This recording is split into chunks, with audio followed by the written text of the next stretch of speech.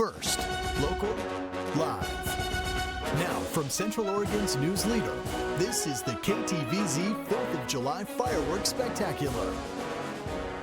Good evening, everyone, and welcome to the KTVZ 4th of July Fireworks Spectacular here on Fox, and we're also streaming live on KTVZ+. This special presentation is sponsored by Subaru of Bend, Patio World, and Good Life Brewing Company, and we want to thank them for their support, obviously, of course.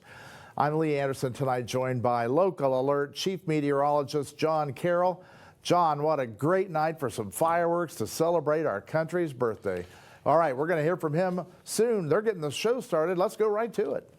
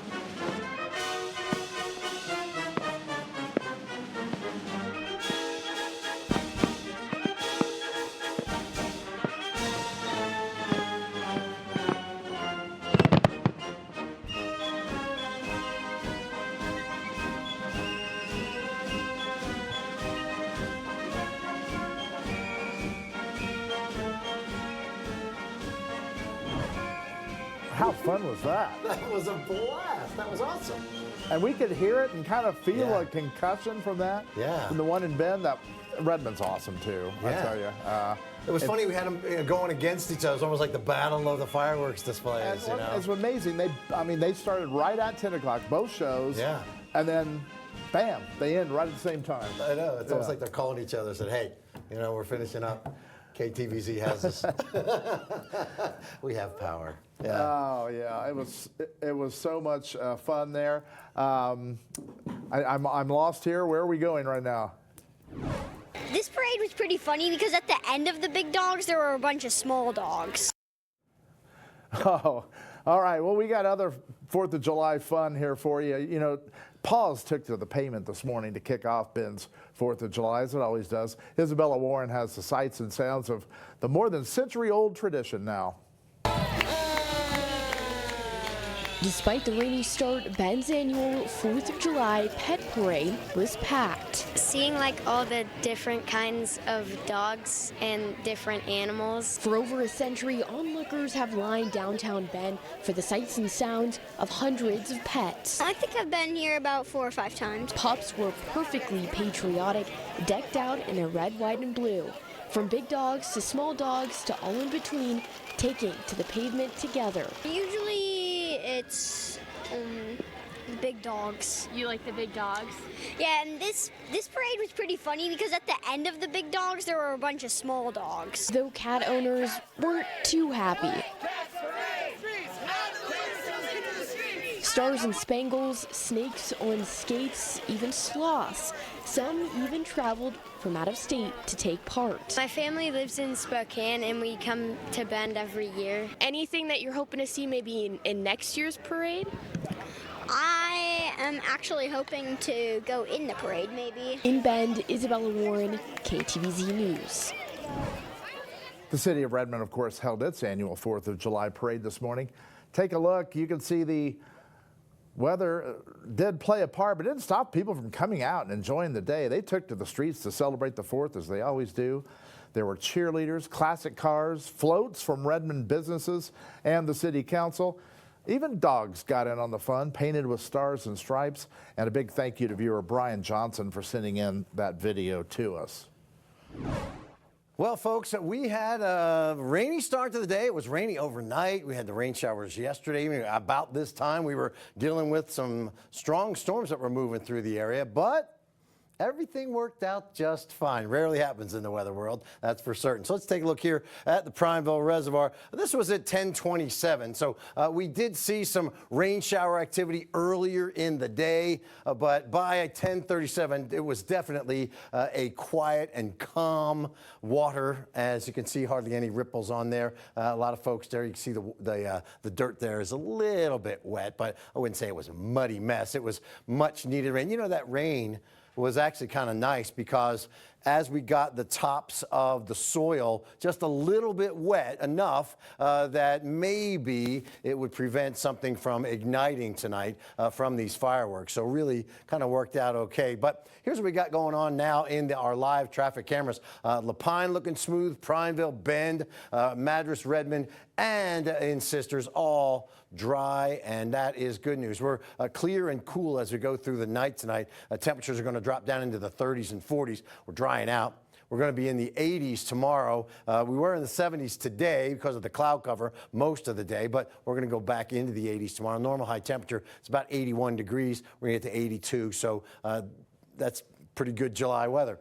Here it is, single digits as far as the current winds are concerned. Really not much movement in the atmosphere, so you get to see those fireworks go up and do their thing, just kind of spread out and fan out, and that was a lovely display. That was really cool. That was real nice to be part of. All right, folks, here's the exodus of the shower activity, all clearing the way for what's going to be a mostly sunny day tomorrow. Radar returns and went back to 825.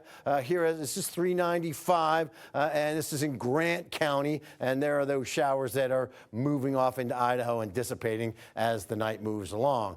Here's what we got going on for you.